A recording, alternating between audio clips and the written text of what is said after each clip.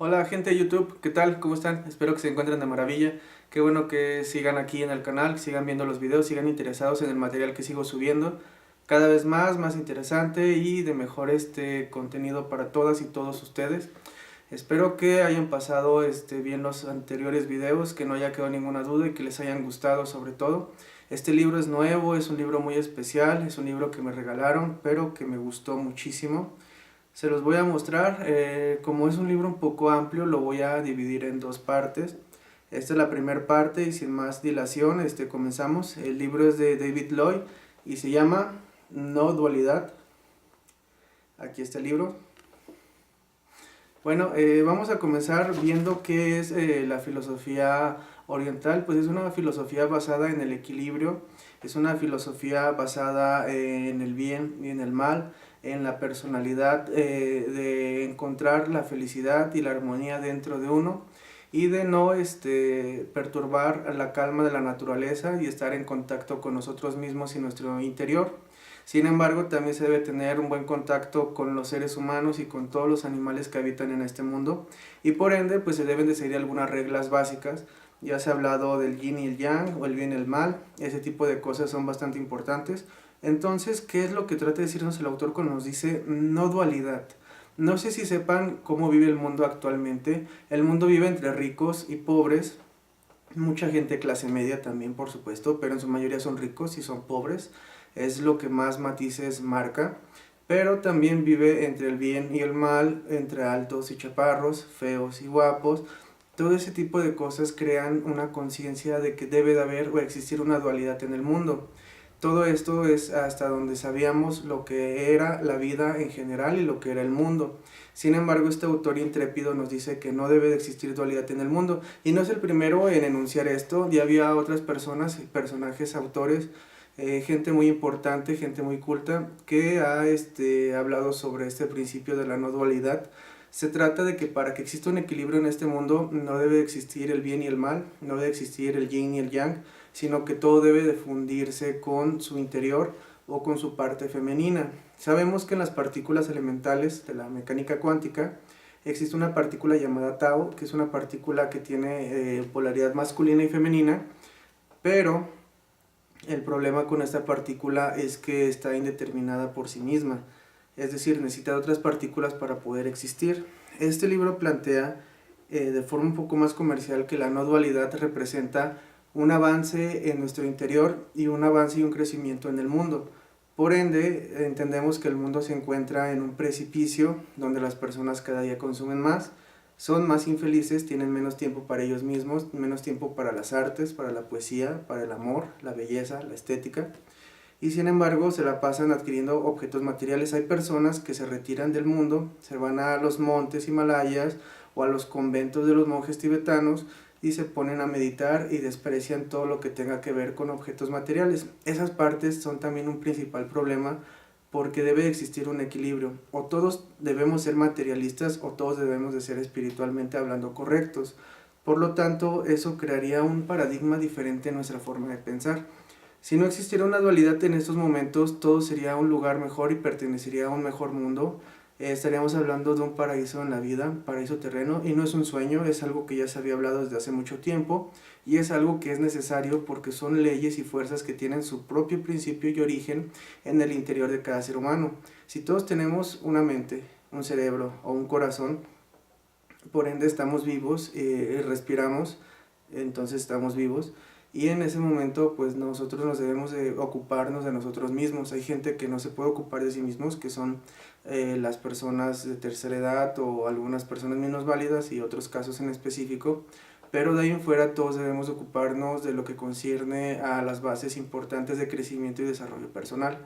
Por lo tanto, el hecho de que existan tantos ricos y tantos pobres significa que no hay un equilibrio adecuado, y el autor lo cita como una pérdida de satisfacción y una interpretación de la vida que nos lleva a pensar que realmente estamos avanzando en nuestro quehacer del día a día y en nuestro haber, pero sin embargo estamos dejando atrás a mucha gente y sin darnos cuenta estamos siguiendo a mucha gente. Es una locura.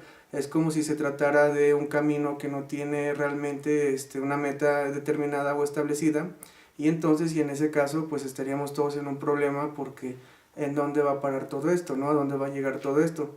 El problema y el caso de todo esto también, a decir verdad, es que la conciencia hace mella. ¿Qué quiere decir esto? Que la conciencia es todo aquello que nos retorna a lo que somos, a lo que fuimos y a lo que siempre seremos. Cuando fuimos niños, no se nos educó para ser de ninguna religión o para pertenecer a ningún partido político, ni tampoco se nos educó para ser personas que vendan nuestro tiempo o su tiempo por dinero, por objetos materiales.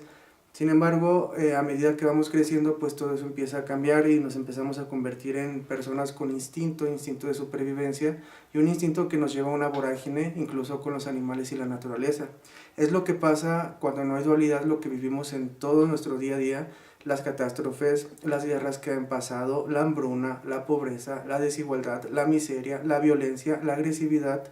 Todo ese tipo de cosas permanecen en un plano muy bajo de nuestra evolución como seres humanos, y por eso hay cabida para tantas religiones y tantos problemas que hay en nuestro planeta, incluso ficciones o cosas que se toman como mitos o cosas que se toman como perversiones o morbos, incluido varios países que están constantemente bombardeándonos de ideas de que nosotros somos de tal o cual por forma o persona porque tenemos una economía de tal o cual forma. Sin embargo, el hecho de que no existe una dualidad no quiere decir que todos vayamos a ser pobres o todos vayamos a ser ricos, ni todos vayamos a ser clase media.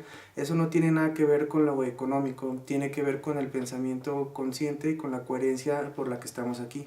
Entonces el autor manifiesta que nosotros tenemos que utilizar a los objetos como lo que son, utensilios, y no como herramientas que nos proporcionen alguna ventaja para poder sobrevivir, porque en el momento en el que tú le estás quitando algo a alguien, le estás quitando también su derecho de crecer y de sobrevivir. Y eso es lo que pasa cuando compras un automóvil nuevo, una casa nueva, o cuando compras cosas lindas como ropa y ese tipo de cosas. Tampoco se trata de tenerlos a todos iguales como en el comunismo, porque eso sería una falta de respeto hacia los derechos sociales y hacia la vida, porque en general la vida necesita cosas buenas, positivas y económicamente hablando estar estables. Pero sin embargo, tampoco es bien sabido que las guerras sean las que proporcionen la felicidad, porque cuando una persona muere en la guerra, también muere un padre, un hijo, un hermano, un primo o algo por el estilo, y es lo que crea la no dualidad, una conciencia muy cerrada o una conciencia casi inexistente, que por ende tiene que salir a flote y manifestar su existencia mediante la violencia, mediante la adquisición de cosas que le pertenecen o que le pueden pertenecer a alguien más. Esto es una problemática tremenda, pero la filosofía oriental lo ha tomado con serenidad durante muchos años. Han tratado de equilibrar la balanza con técnicas de meditación, con técnicas de respiración, con ir hacia el interior, con no buscar objetos exteriores, etcétera, y todo eso ha venido funcionando. El problema es que también la conciencia de Occidente ha sido pues penetrada por muchas situaciones adversas. Y entonces, bueno, aquí tenemos una filosofía, y no solamente es una filosofía barata, sino que es un estilo de vida. Hay gente que no vive en una dualidad. Si una persona te hace daño, tú debes de responder de la misma forma. Si una persona te trata de manera adecuada, tú tienes que hacer lo mismo. Si una persona te da una moneda, tú debes de responderle de una u otra forma con otra moneda, porque eso es lo que te pide el universo y eso es lo que hace el universo.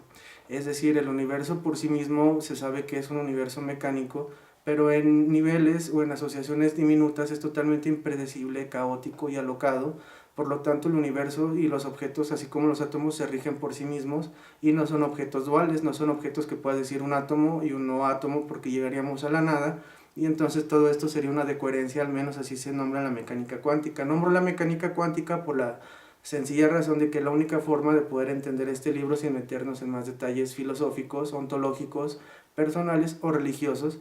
Entonces, bueno, en el segundo capítulo de este video voy a explicar la parte final y cómo repercute en toda nuestra vida todo esto, cómo se infiltra y cómo se filtra en todo nuestro entorno la dualidad y por qué no debe de realmente existir una no dualidad. Espero que estén muy al pendientes del video y que les haya gustado. Ya saben, comenten, los comentarios son válidos, darle like o dislike si les gustó.